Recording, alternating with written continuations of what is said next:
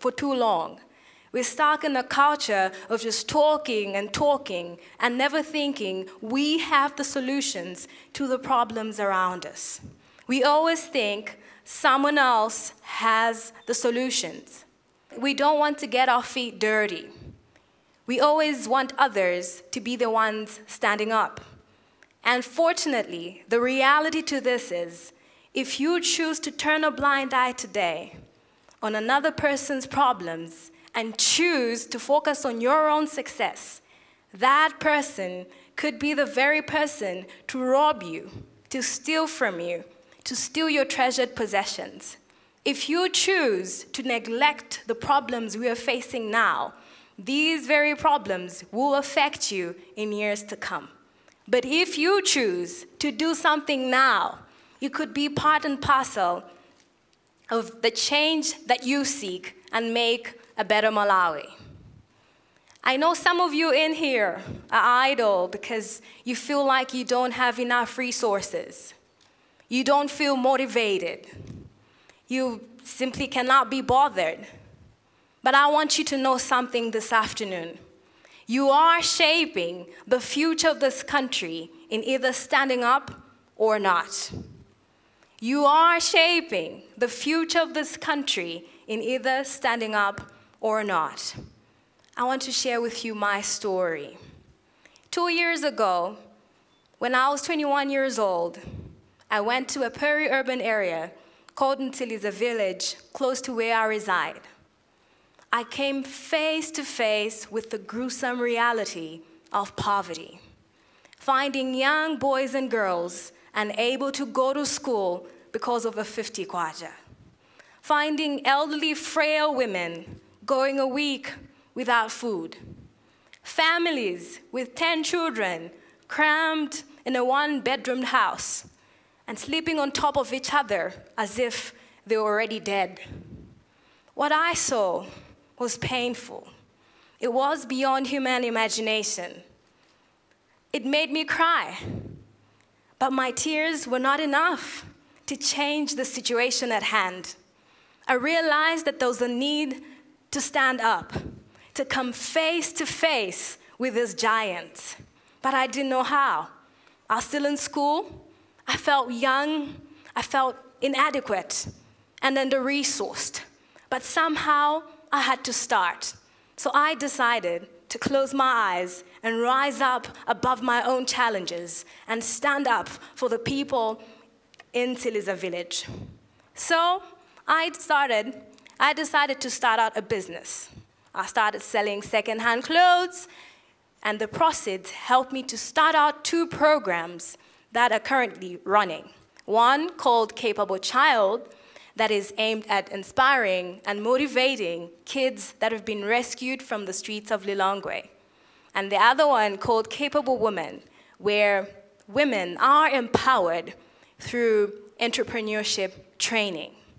With all this, all I needed was a 500 kwacha for airtime and transport. I've come to realize that you don't need so much to make a difference. So little can do so much. Sometimes we think that wealth is only material. We feel that our ability to make impact depends on how much money we have.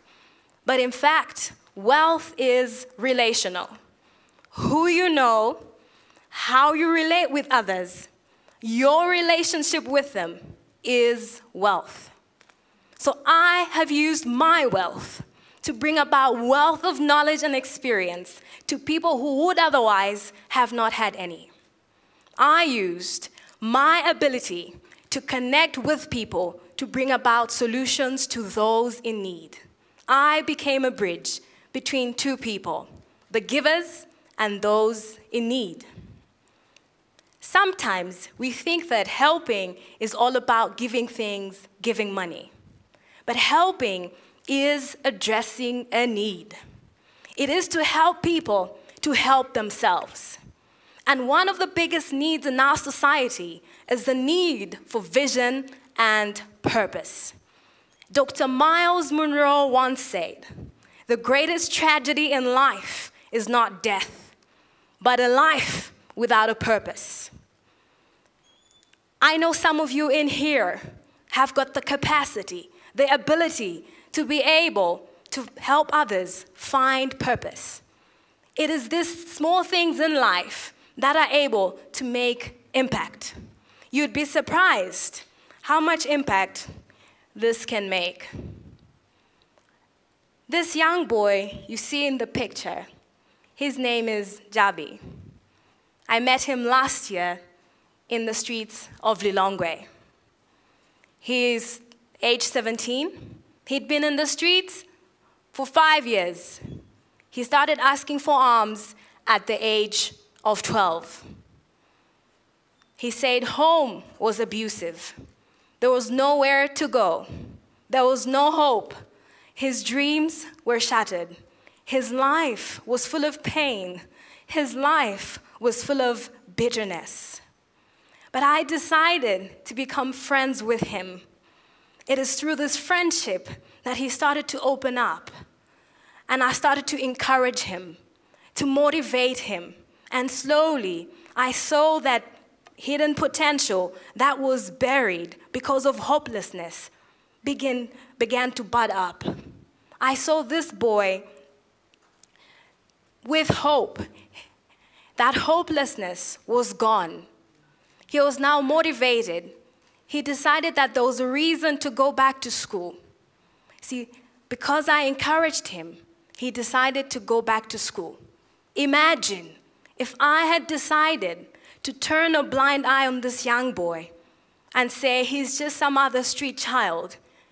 If I had decided to walk past by him, what would have happened to his future? What would have happened to his future? Imagine if all of us in here could take collective effort, could make strides and address needs around us. What kind of Malawi could we have? What kind of Malawi could we have? In my programs, not only do we train these people and see them off, we train them to train others.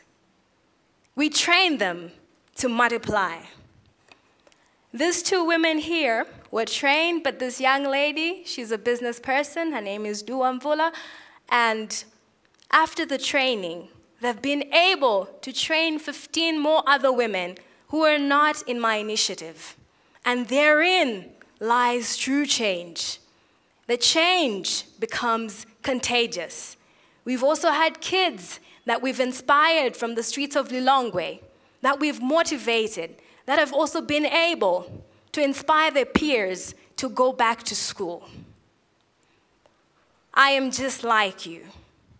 I started alone with very little resources. I decided to rise up above my own challenges. I decided to be bold. I decided to be determined and bring change around my sphere. I believe that age is not a determining factor to achievement, but only a mere term of distinction. So if I can, then you can. Yes, you can. Together we can. There is hope for Malawi, and that hope is you and me. Thank you.